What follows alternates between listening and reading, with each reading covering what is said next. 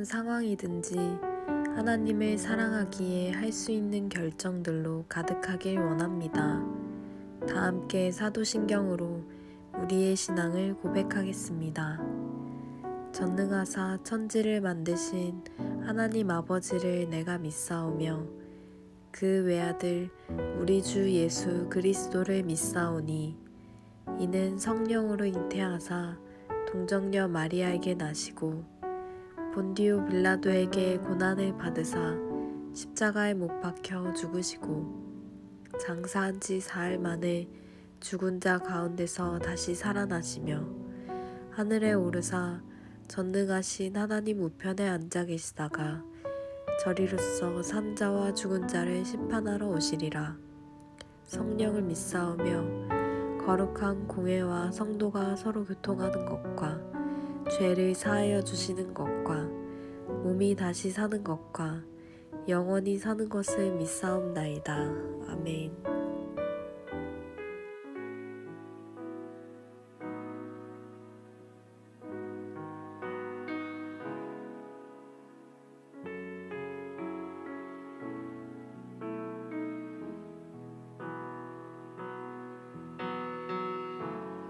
나의 소망 되신 주를 바라봅니다.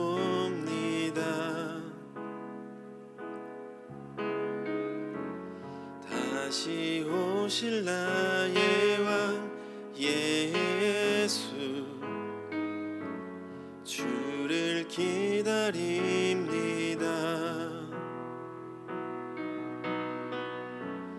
나의 소망 되신 주를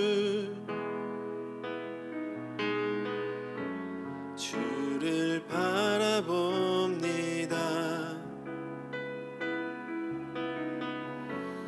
다시 오실 나의 왕 예수, 주를 기다립니다.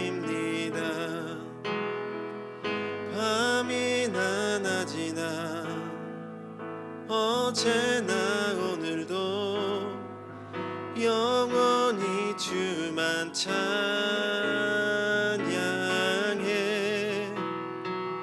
괴롭고 슬플 때 낭망하여 넘어져도 언제나 주만 찬양하겠네.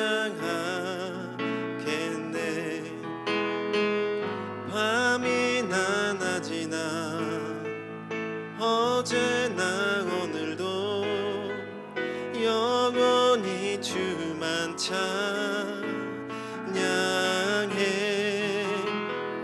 괴롭고 슬플 때 낭망하여 넘어져도 언제나 주만 찬양하겠네.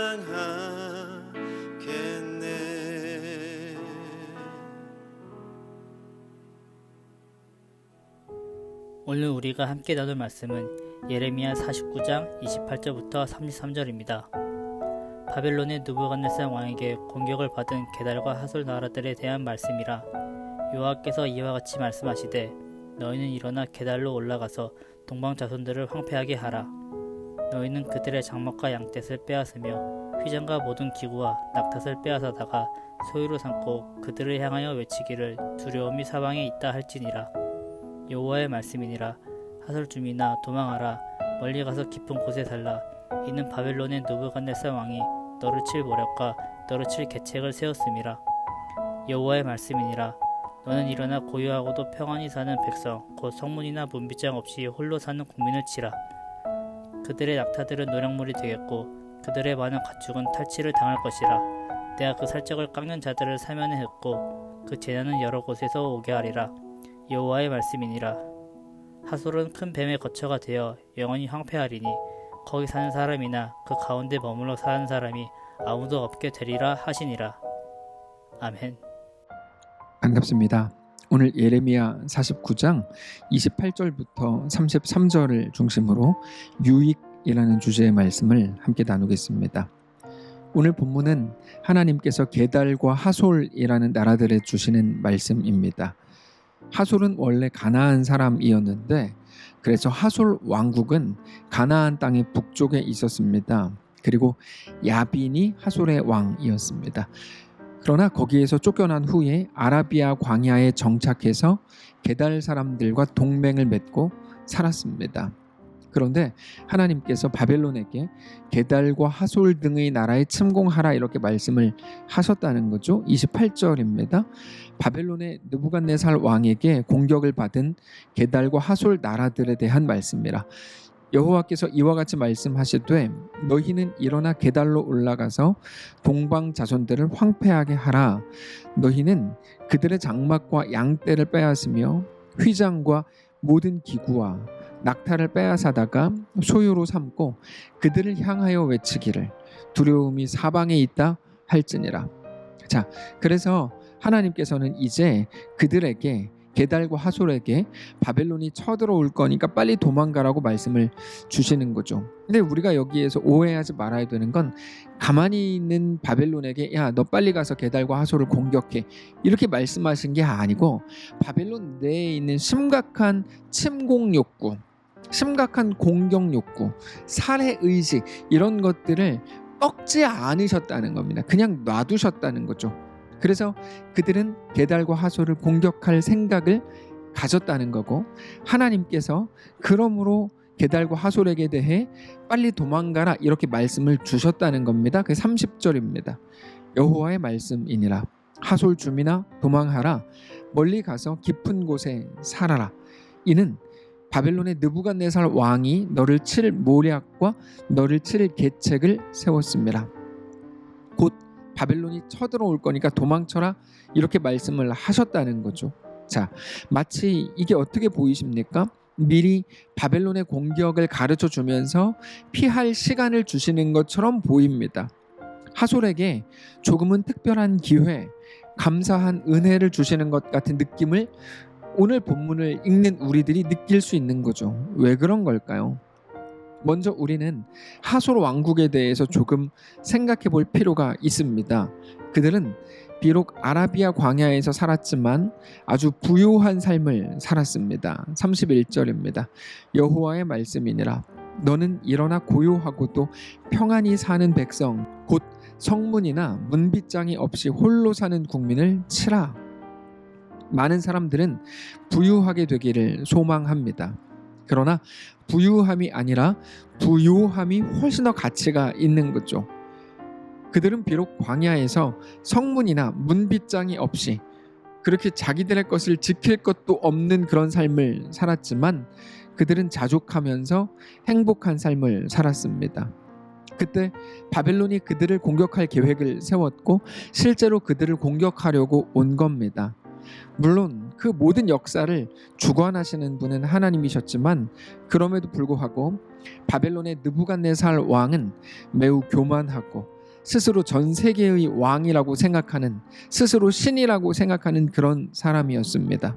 그래서 사실 바벨론이 하솔을 공격한다는 것 자체가 굉장히 이상한 일입니다. 왜냐하면 하솔은 부자 나라도 아니고 누군가를 공격하는 성향의 사람들도 아니거든요.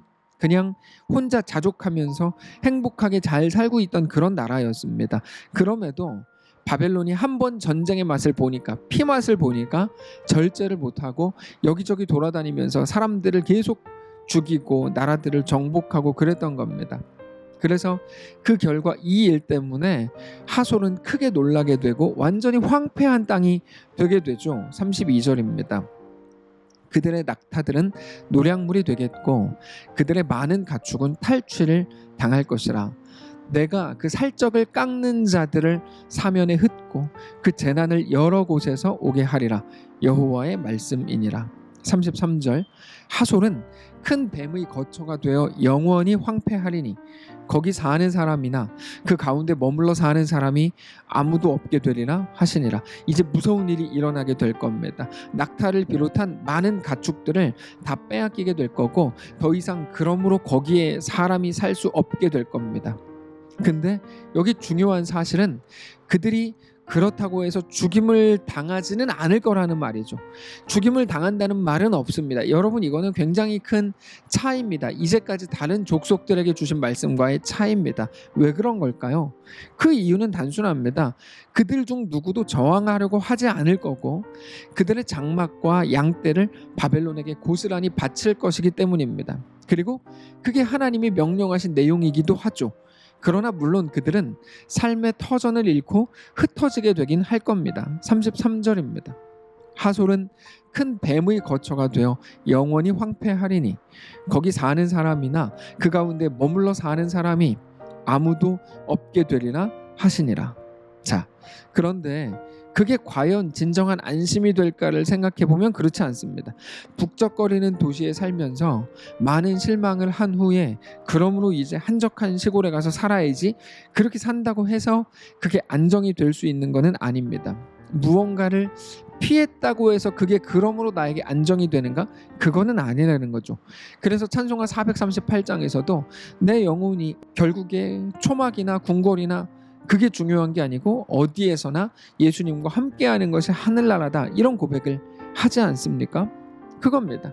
그런 의미에서 하솔이 하나님의 말씀을 따라서 자기들이 가진 모든 것을 바벨론에게 바치고 자기들 역시 흩어져서 살기로 한 거는 잘한 일입니다. 바벨론을 피해갔기 때문에 잘했다는 게 아니라, 혹은 바벨론에게 모든 것을 바쳤다거나 스스로 흩어지기로 한 결정을 잘했다고 하는 게 아니고 그들이 하나님의 말씀대로 행한 게 잘한 겁니다. 역시 우리 하나님의 말씀대로 행했더니 나에게 이런 유익이 있었어. 역시 하나님은 지혜의 왕이야. 여러분, 이게 대단하게 좋은 말처럼 들리고 막 찬양하는 것처럼 들리죠? 그렇지 않습니다.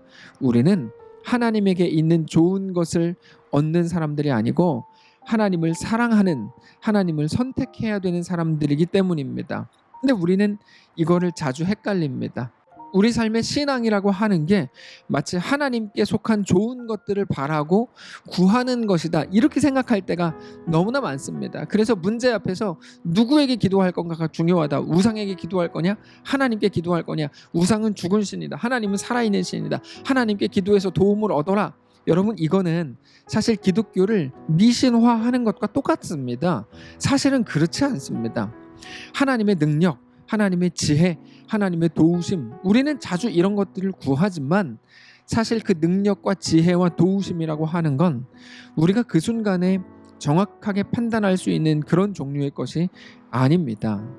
우리는 지금 당장 나에게 일어난 이 일이 나에게 유익한지 나에게 손해가 되는지 알지 못합니다.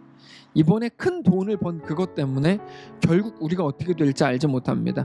지금 2021년 현재 세상에서 일어나고 있는 많은 일들이 우리에게 그거를 보여주죠.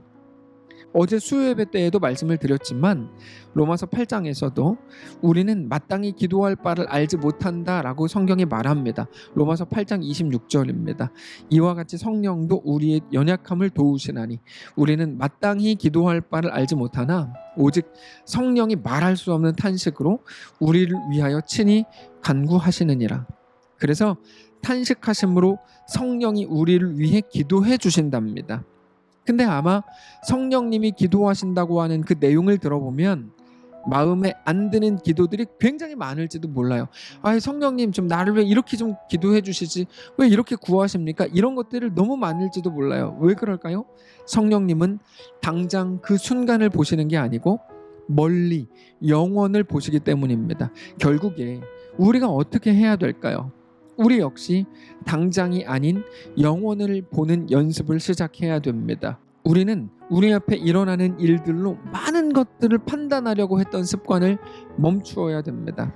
그리고는 모든 일들 속에서 하나님의 섭리를 인정하고 그 앞에 엎드려야 합니다. 그게 우리가 이 땅을 성도로 살아가는 가장 강력한 방법이 될 것입니다. 그때 당장 우리 앞에 있는 유익이 우리에게 진정한 유익이 되고 우리 앞에 있는 손해마저도 진정한 능력이 되는 거룩한 우리 모두의 삶이 될 것입니다. 기도합시다. 살아계신 하나님, 감사합니다. 우리의 삶을 하나님께 맡겨드립니다. 우리는 모든 일들에 대한 평가, 판단, 그런 거 할 수 없습니다. 우리는 미래를 알지 못하기 때문입니다. 그래서 우리가 오늘 무슨 일들을 만났든지 하나님을 보기를 원합니다. 하나님께 속하기를 원합니다. 그럴 때 우리 앞에 있는 모든 일들이 우리에게 진정한 유익이 될 것을 믿습니다. 살아계신 하나님, 하나님만을 믿음으로 바라보게 하시고 그렇게 주님과 믿음으로 동행하는 귀한 우리 모두의 삶이 되게 하옵소서. 감사드리며 살아계신 예수님의 이름으로 기도합니다. 아멘. 사랑하는 성도 여러분, 하나님께서 오늘 하루를 우리에게 허락하셨습니다. 믿음으로 주님과 함께 동행하시기를 바라고 주님께 그렇게 넉넉히 나아가서 우리 앞에 어떤 일들이 있든지 그 속에서 언제나 하나님만을 바라보는 그렇게 주님과 동행하는 믿음의 성도들 되시기를 축복합니다.